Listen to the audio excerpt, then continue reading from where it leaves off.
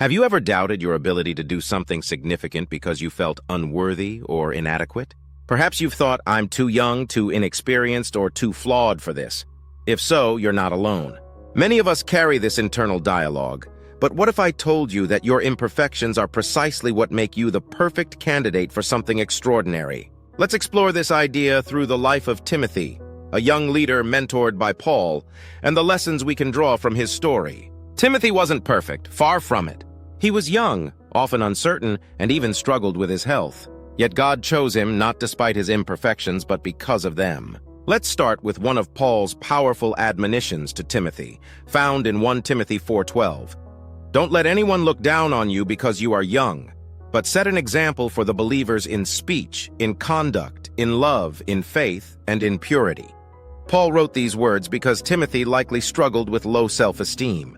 As a young leader, he may have doubted his authority or felt intimidated by older, more experienced individuals. Perhaps he even internalized criticism, allowing others' opinions to shape how he viewed himself. But Paul was clear.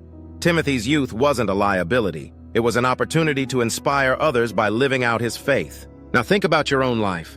How often do we hesitate because we feel too young, too old, or too unqualified?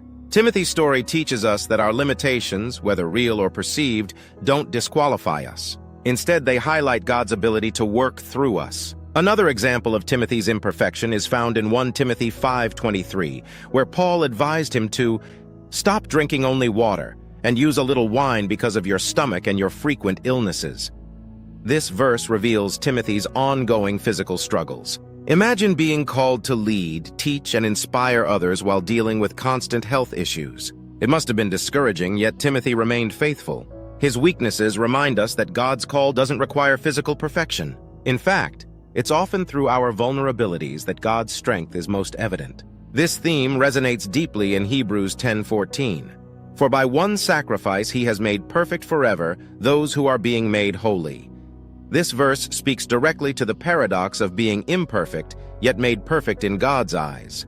Timothy wasn't perfect in the sense of being flawless, but through his faith and willingness to be used by God, he was exactly the person needed for the job.